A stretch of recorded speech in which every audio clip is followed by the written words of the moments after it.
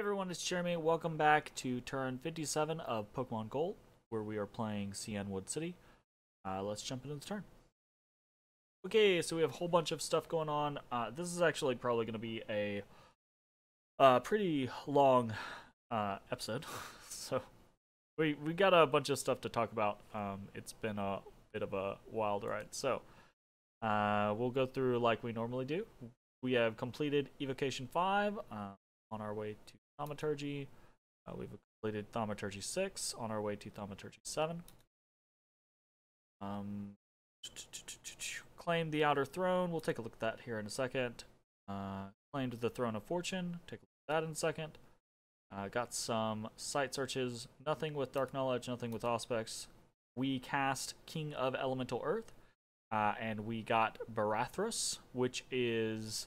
I'm just going to go ahead and say this right now. This is lucky because I basically found out on this turn that Atlantis, I believe, has the other King of Elemental Earth already. So us getting this turn is actually pretty lucky. Nothing with this Augury, nothing with an Arcane Probing, nothing with a Voice of Apsu. Another Voice of Apsu. Did get one with a Haruspex. This is an enchanted field, so this is a +1 nature gem and like 50 supply points, which is whatever. And then we have a couple of scenarios. So this first one is a Battle Girl X getting attacked by some Soltorns. This is just finally a... Take a look at this. This is just a horror mark coming to fruition. So the lightless lanterns, the kind of like the downside of them, very wonderful cost, great research, but they are tainted, right? So holding them over a duration of time does tend to horror mark the target, which does mean in the long run, right, that you tend to lose that target because that target is more than likely going to get attacked by some horrors and die. Which is what happened here. So these guys actually, like, they're very nasty, right? Because the effect here is they don't really care about the damage they deal, but once they hit you, they basically soul slay you, right? So I believe is what the effect does, because we go boop, dead. So nothing's gonna happen here. They're gonna walk up and boop, very nice. Okay, I could be wrong on the Soul Slay effect, but regardless, these guys are super squish, and it's easy to kill them, except for that they basically kill very they're very killing themselves. Anyways, moving on. We lost a unit, whatever, and now we're into the actual battles, and you'll see there are quite a few more Olivine attacks this turn than there were last turn. So we attacked in Storm Woods and won. We were attacked in Woods of Weeping and lost. We attacked in Windsog Forest and won. We attacked in Violet City and lost, though we did kill a little bit here. We'll go ahead and watch this real quick. It's nothing too extreme. We've already seen this forest before. This is the same forest. Sans 2 Steelixes. The Steelixes have gone out and about, but the guitarists are still here. And basically all that happens is this force goes up in the air and comes down, and we get some almost immediate kills. And then everything else dies, right? You know, so... But really, for the investment here, killing a guitarist, a kitted guitarist, and a trainer girl is actually pretty nice in this particular setting. So, we attacked in Gnome Peaks and won. We were attacked in Spires of Ascension and lost. We were attacked in Kratos and lost. We were attacked in Trouble Bog and lost. We attacked... well, this is our sieging force in the Forest of Gun, and we actually lost here. So let's watch this, and this is going to be a very big discussion point because it's the shifting of the tides yet again. Okay, because in theory, right, over the course of the last 10 turns, so this is Gilgamesh, right? And over the course of the last 10 turns, with a normal setup for his Steelixes, but including a Skullgirl, I would still actually give the edge to Gilgamesh in this, right? Gilgamesh is going to have really good protection, really good regeneration. He's going to cut through because of weapons of sharpness, etc., etc., right? So let's watch. There's going to be a little bit of casting. We've got some Temper Flesh. We've got some Summon Earth Power, Iron Skins, Temper Fleshes, Body Ethereal. Ooh, we got a Strength of Giants in there. Very nice. Very nice. Gilgamesh comes in, ends up with 32 protection, decent defense, actually. Weapons of sharpness, just a bevy of attacks, right? Gonna be fantastic. And oh god, all the damage. So let's take a look at what's actually happening. Because Gilgamesh is getting just slaughtered. He is in a 1-for-1 scenario beating the crap out of that particular Steelix. But on a 3-to-1 scenario, he's losing because okay, I get it now. Yeah, so Olivine City has done the thing that we were worried about him doing. He's using equipment now. So now we got to deal with Great Swords of Sharpness. Great Swords of Sharpness give his Steelixes magical attacks, right? Great Swords of Sharpness were one of the options that we potentially might use and have considered using in the past, right? And might even use going forward because we can produce them at 1 Earth Gem, right? And you can slap this bad boy on something like a Black Belt to go, right? And then all of a sudden you have, now the Black Belt goes only have like 12 or 13 strength, so, but that's still like a nearly 30 damage hit, you know, coming from them. But this on a Steelix champion, extremely high protection, everything else that they already have, right, makes these guys not only super fucking hard to kill, now they're super killy. Great. Fucking great. Okay. But still, fine. Okay? That in and of itself, that's unfortunate, but that's not the end of the world. Okay? But like I said, this is going to be a long episode. So, we lose Gilgamesh. We attack in Curtain Wall just to see what we are up against. So this is actually, this surprised me. I didn't anticipate this.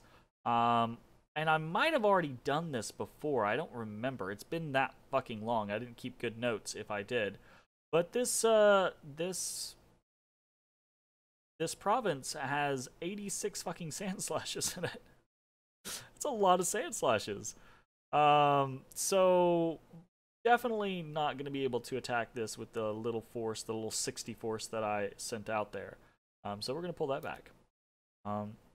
We attacked in Green Wall, but our force was defeated. Big deal. We attacked in Bandit Hills, and this is Ishkur, and he also was beaten. Okay, so now that seems a little strange, right? So we take a look here. Ishkur has a Frostbrand, Scutato Volturnus, all that good stuff, right? We'll go through the scenario here. Summons Earth Power, does all the big things, yada yada yada. Okay, so he actually takes a fair little chunk of damage from the Tauros Riders, actually, from the Double Edge. Well, it might be the Light Lance, because they have a charge bonus for the first strike. But regardless, he takes a little bit of chip damage here or there.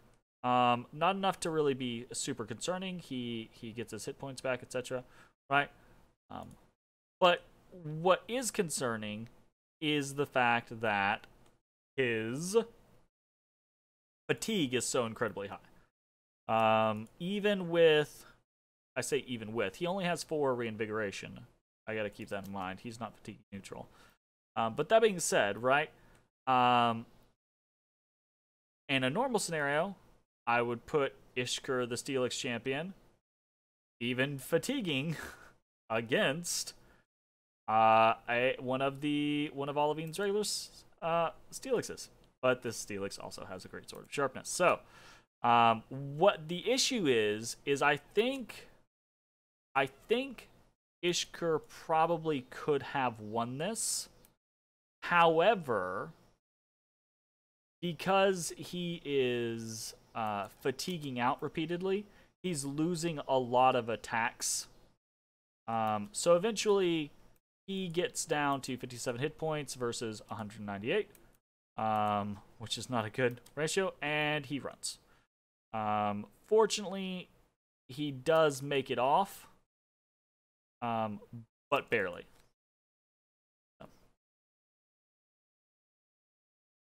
Okay, so that's another concern. We attacked in Hoburgdorf with a random champion. This one didn't work out. And again, we got another one of these events. So that made me actually suspicious. So I looked this up in the Dom Inspector, right? This is the second turn in a row that we have gotten this event on our capital. And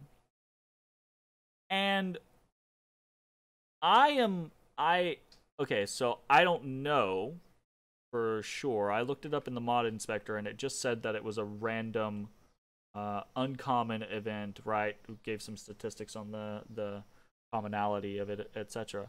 But I was immediately suspicious that maybe this was tied to a spell or something like that. And I'm still not convinced that it's not. So if this happens next turn, right, again, I am gonna basically be 100% sure that it is tied to a spell or something like that. And we're gonna have to figure out what it is, because one of these, bad.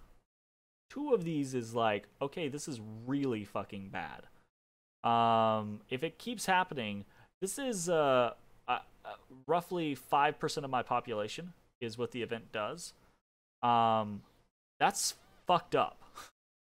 That's like really fucked up. So fingers crossed that it is indeed a random event and we just got super unlucky. If this happens again next turn, I'm gonna have to scour the shit out of spells, etc. And we're gonna have to figure out what's going on. So moving onwards, we had a Spirit of the Earth, so we're gonna get attack there. But again, kind of like trading out that bad luck, we've got a very good old luck skill. So it feels kind of weird, right? Our luck here in this game has been super good luck. Very kind of whatever luck for a long time. Super good luck, super bad luck, kind of good luck, right? It seems to either be in full effect and we're going to get really good luck mostly, or it's just not going to be any luck at all. It's so weird. Throne of Fortune has been claimed, so we get luck 1. And here's this little Earth Gnome attacking. That was the Spirit of the Earth. We killed it, no big deal. Found an Olivine front. Finished the Wooden Fort in the Great Dunes. Unharmed, 5 afflictions. Did some patrolling. Did some promoting, etc. Okay, fantastic. So we are going to take a look at the world. Statistic-wise, we're going to look at the score graphs real quick. So, province-wise, we've taken a little bit of a dip, and Levine's coming back up just a tad. We've got forts. Income, we've taken a little bit of a dip. Primarily, this is almost entirely, by the way, this is almost entirely because of the Cyanwood City events. Gym income, our income is still slowly going up. Research, we have pushed out in front again. Dominion, we've got a little bit of a dip. Army size, going up. Okay, great. Fantastic. Wonderful. Let's take a look at the thrones real quick, actually. So we have the Throne of Fortune, and this is actually claimed by Atlantis City. Right, so spreads dominion, gets +1 luck, 2 astral pearls per turn. Cool. And then the other one was the Outer Throne, I believe. Spreads 2 dominion, gets magic 1, and gets 3 astral pearls. That's pretty nice. Okay. I'm going to talk about this first. I'm going to talk about a situation that has formed before I go through the different fronts of the turn, because the situation that has formed has determined a lot of what my response is and a lot of what my plan is going to be over the course of the probably next few turns. Okay? And that is that after the events of last turn, where Olivine City destroyed the fortification at Violet City, destroyed the fortification at Greenwall, etc. Right? We found out, basically Olivine City made the declaration that their intent is to destroy as much as they can in the attempt to make this as unprofitable, as unpalatable for me as possible. Right? They're going the tactic of, well, if I'm going to lose, I'm going to make this as painful for you as possible.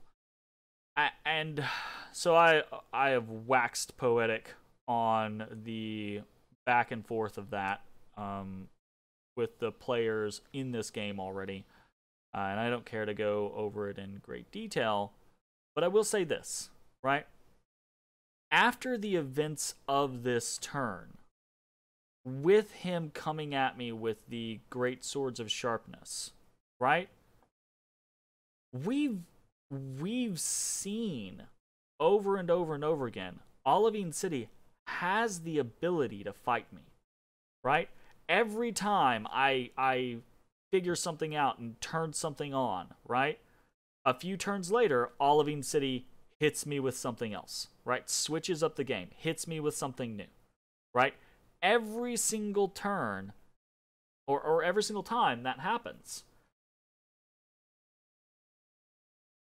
I think, I have the personal opinion, and I understand it's a personal opinion, but I have the personal opinion that this type of plan, this type of gameplay, right, is pretty, it's pretty toxic, it's pretty vindictive, right? It's very punitive towards players in games. I think if every player played like this, I don't think Dominions would be a game that had a multiplayer scene, right?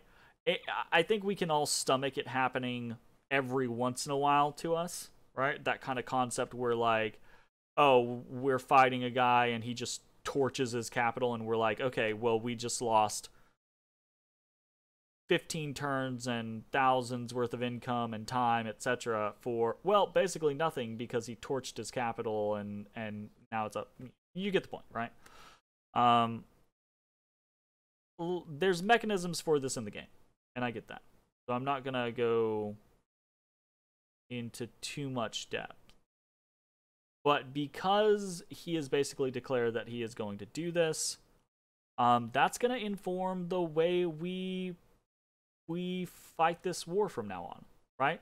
Because if I can expect to get very little out of this, right? If he's going to pillage his provinces and destroy his fortifications, and just focus on trolling around with an army to try to do as much damage as he can with me, then I'm not really going to worry about trying to take all of his land consistently.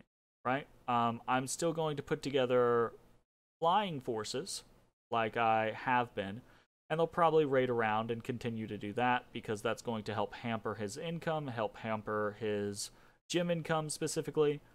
But we're going to focus more on trying to catch out his military and trying to crush it.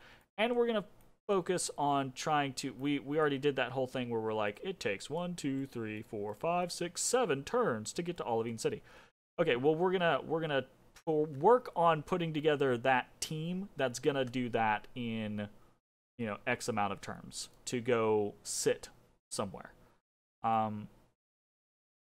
So that concept is going to inform a lot of what we're doing this turn and a lot of what we're doing in successive turns, right?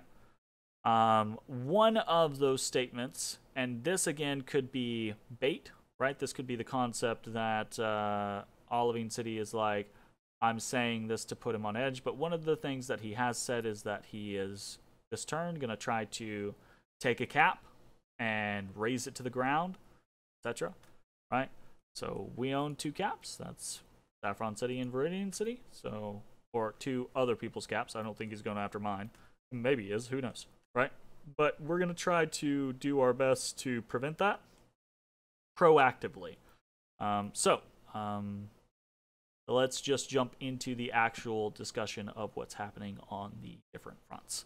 So in the Olivine City front, because of the introduction of the Great Swords of Sharpness, now he has these Great Swords of Sharpness up here, right? But he doesn't have them down here. It's that whole, you know, not having access to a fucking laboratory that's kind of kicking his ass down there. But this means that it's no longer a level playing field or even a close to level playing field, right? So we're going to be pulling our units back. What I'd like to do is I'd like to actually retreat slightly out of the territory and reconvene for a big push, okay? We're going to try to do that in an orderly way. Because Zinville can't really move very fast or very far, we're going to be using him as kind of like the weakest link, right? We're doing a chain moment, right? Where Zinville, we can only go as fast as he does. So we're bringing Zinville down into Lost Canyon range. We're going to move Ishkur over to Lost Canyon range as well. And we're actually bringing Tarbal up to help support. From there, we'll either figure out if we want to go southwest or if we want to go southeast. But there are some pretty oof units over here. So, see how it goes. And we can't forget, right, that the Steelixes have immense movement range. So, other than that, we're mostly just moving around. We are very, very sparse on flying units right now. So, we basically got 2. We've got Spiccato and Modic. That are going to hit locations, and everything else is kind of moving back. We're trying to resupply, right? But we don't really have much to resupply with, is part of the issue. So, I'm potentially going to look into utilizing some of my air gems for cheap air units over the next couple turns. Summoning things like griffins or things like that, just to be able to continue to pump out flying brigades. But we'll see how that goes. Moving on from Olivine City, we are moving down to Saffron City, and this is where some of the real action is potentially going to happen. I think Saffron City is probably the more likely event, but it's possible that some of the Steelixes that he sent that broke off from Violet City are actually going to Viridian City right now, right? If that is the case, we've made adjustments over there as well, but I think Saffron City is a more likely target, so we've done a couple things in Saffron City. And that's mainly we are moving Robodan. We were moving him out to Great Dunes to cap this throne, but we're moving him back. We're actually moving and patrolling, right? So Robodan is coming in with his force. Ininu is patrolling, and he is fully kitted out, right? And then we're actually bringing in Ylveth, who has a horde of Amphiroses. And so the Amphiroses are really here to hopefully zap any fluffers or anything like that that he brings in. Fingers crossed that actually works, right? Otherwise, it's down to the Machamps and Ininu to kill what may be a couple of Steelixes ready to pop on Saffron City. Again, this could be a bluff. He might not be popping on Saffron City or Viridian City. Who knows? But he sounded pretty... I don't know. I'm just reacting to things. Who fucking knows? Regardless, we're going to try to take that opportunity. We're going to see what's going on. We're continuing to recruit Steelix champions. We're continuing to recruit white belts. We're trying to make Saffron City into more of a forward post than it's been previously. So eventually I'd like to get a better school set up here and do more training, yada yada. Okay. So one other thing is we are actually forging a Ring of Regeneration with Kathleen down here. Jumping over to the Violet City front, which feels weird because there's no fortress here anymore. We've mostly pulled out of this area. We're continuing to pull back with Starwald. We are forging an amulet of anti-magic up here. And we're probably forging, I didn't confirm this, but we're probably forging a Shroud of the Battle Saint. Maybe. I might do something else. I'm probably going to forge this Shroud of the Battle Saint just because, though. Because I'd like to have one on hand.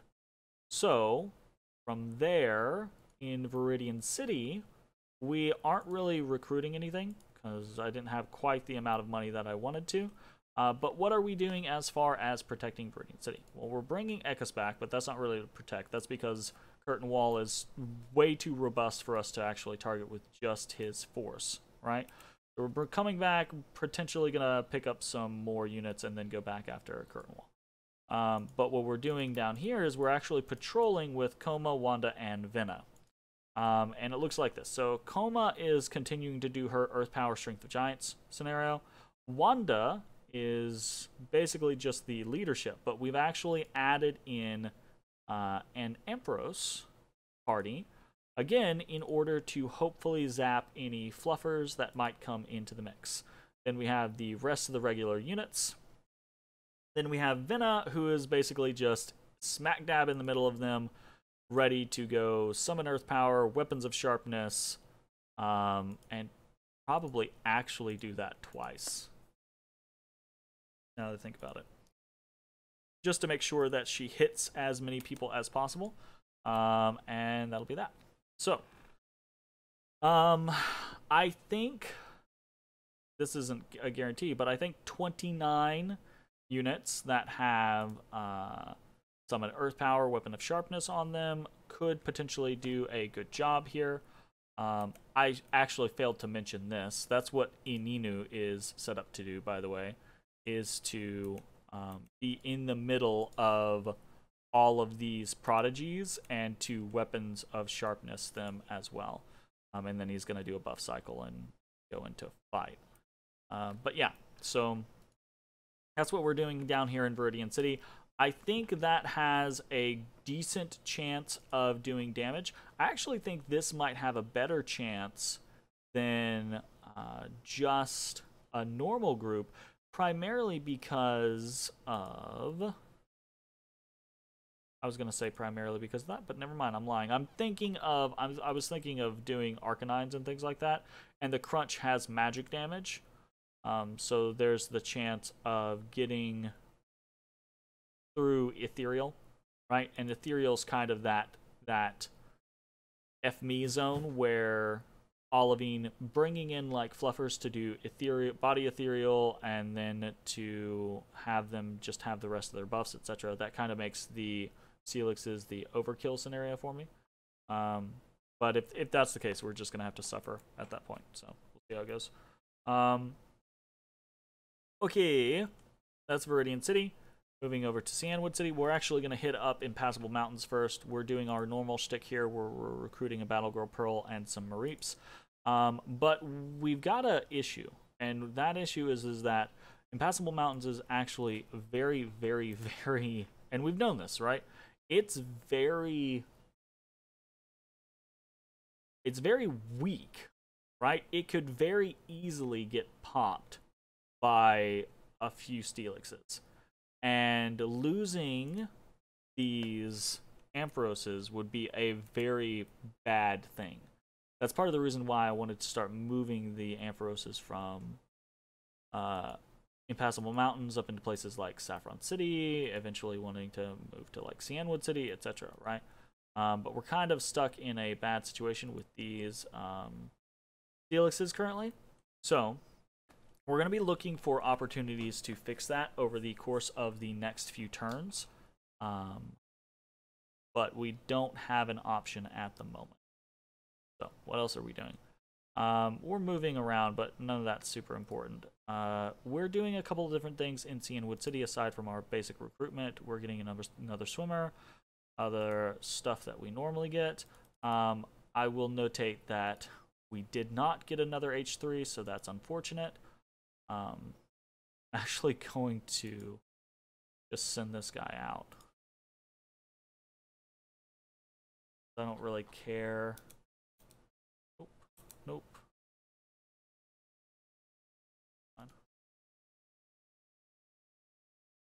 Okay. We'll have him do, what, like a Strength of Giants? I mean, he's only going to be... Oh, he's an Earth 4. Yeah, he can totally do Giants.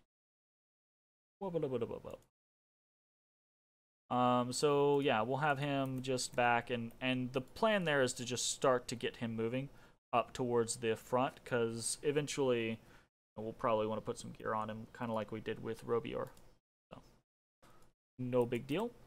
Okay, so from Cyanwood City, we are doing a couple of things. We are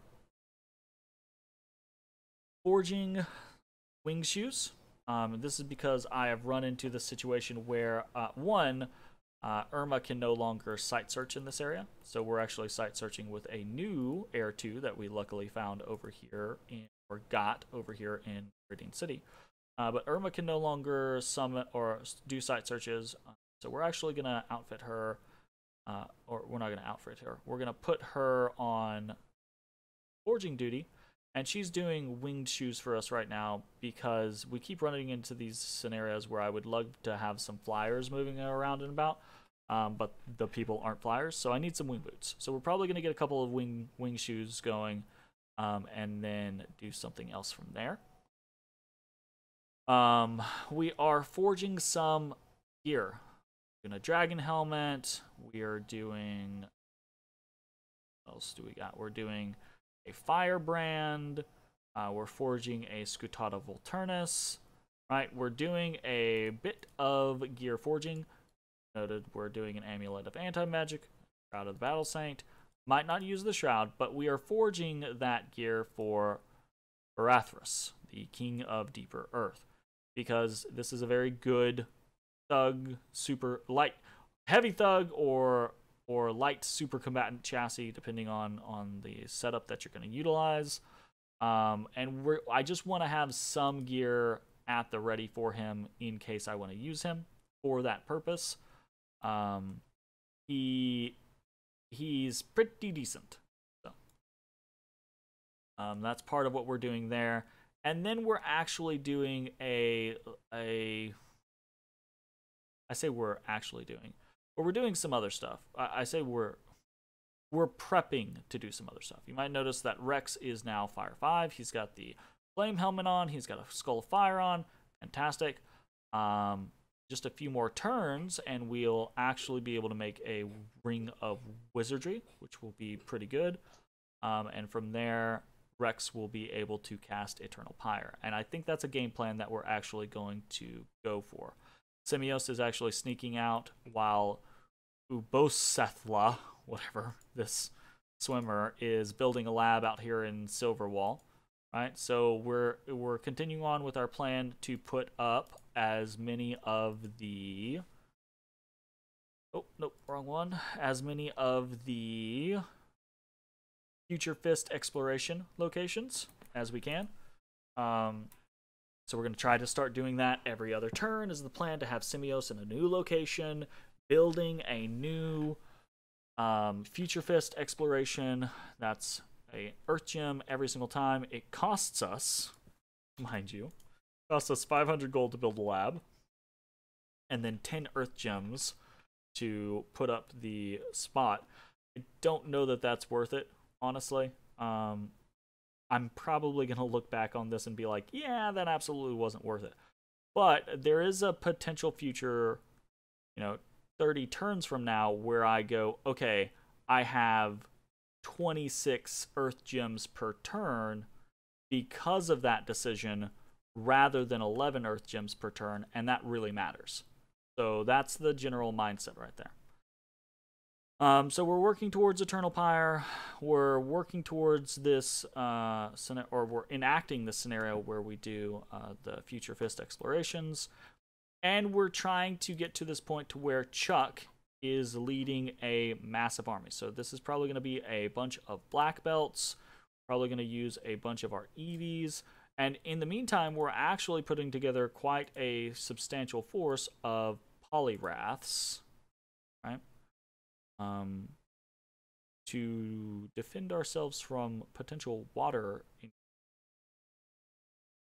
But this is all going to be slow. This is going to take quite a while to get all of this set up, which is why I talked previously, right, about the potential for using some of our air gems to summon units, and use those as kind of these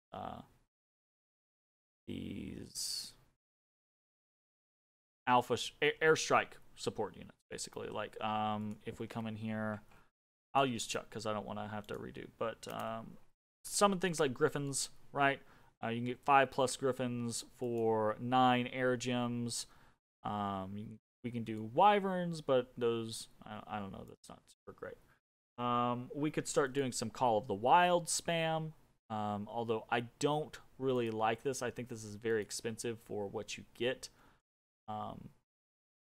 But I don't really want to put that much into this.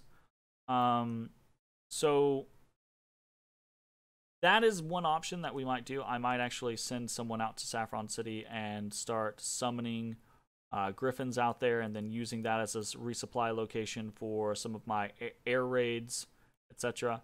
Because I do need to keep the pressure onto Olivine City, which, by the way, we are moving another psychic over to Cyanwood City, and we're recruiting yet another one. That'll eventually give us 5 psychics pumping out Abras per turn, which will hopefully ramp up our Shield Alakazam scenario, which, Shield Alakazams haven't been performing the greatest, but they're decent, right? Like, they work in most situations when they run up against light PD. So, but yeah, that's kind of the general game plan at the moment. It is very possible that I pull back. Olivine City has kind of hit me with a 1-2 punch in this situation. The one punch being that he is now effectively killing my units, right? The Great Swords of Sharpness have shifted the playing field in his favor again until I come up with a new tactic or a new ability or whatever. That is going to give him the advantage to dominate the battlefield in that situation. And I kind of think I already know what the tactic is, what the scenario is, and that's to actually start combining all of it. So we've had these different scenarios in the past, right? As Robodan's army would defeat a Steelix, right? But then he added buffs to the mix, and Robodan's army could no longer beat a Steelix. So we would use something like Ta'ar Ball to kill the buffed Steelix. Okay, fantastic. And then he entered in Guitarist into the mix, so we could no longer safely hunt down Steelixes because of those. Well, then we entered in Super Combatants into the list and started moving armies into his territory. Basically, now it's going to be, the culmination is combine everything, right? It's going to, and we've already talked about this, is putting together a very big army with a good amount of mage support and Super Combatants, and just being like, okay, we're marching on your shit. you're going to have to dedicate everything to us or die, right? So in the meantime, I'm going to continue to raid him, but I'm going to try to mitigate our losses. I think he is serious about his intent to try to harm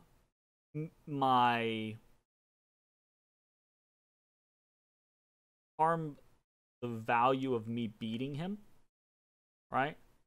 Which means that this has gone from a long and grueling campaign to a long, grueling, and ultimately fruitless campaign, which is having negative effects on my my willingness to actually go through with this. But at the same time, I mean, it's a game, and I have enjoyed it thus far. I'm not gonna let someone playing in a way that I don't really have fun with ruin my fun. So we're gonna come at this objectively, and we're gonna try to treat it like a puzzle to solve, right? These are the parameters of the puzzle. How do we figure out what the puzzle is? How do we figure out how to crack the puzzle? And where do we go from there? So, aside from that, you might see a lot of gray arrows. We're still trying to get our spy network up and running so we can actually see what is going on with the rest of the world. And yeah, that's that. It's kind of a rough turn, right? This is definitely a down note compared to the previous turns. Losing Gilgamesh hurts, right? I already talked about that being a potential pain point when we were doing what we were doing. And we almost lost Ishkur as well, honestly. It was close. So that's all kind of dicey. We've got to figure out what our plan is there. And we've got some battle girls here. Actually, what are these? Okay, so the black belt goes have 15 strength. So this is something I've been thinking about, right? But we've got all these black belt goes that we created for air raid parties. Like we even have 2 coming in to resupply, but they have nothing to resupply with, right? So I'm seriously considering making a very kind of like generic goon squad over the course of the next couple turns with great swords of sharpness and maybe some like very basic light gear, right? These guys, they do have trainer's clothes, so we could put, you know, like a little cheap helmet on them and then like bracers of defense, right? So that they're a little protected. Or maybe we give them, you know, like a weapon, which would be 1, helmet is 1, body armor is 1, and then bracers of defense is 1, right? And so that's 4 gems for a little killy thug flying around with a great sword of sharpness. So we might do that as an attempt to both utilize the black belt goes, but also as, again, and this is just the nature of the game, right? Is to add a new wrinkle into the overall strategy that our opponent has to figure out. So, that's it. That's the turn. The long one. I apologize for that. But this is some pretty big shit. We're gonna see how it all hashes out. I'll see you all next time.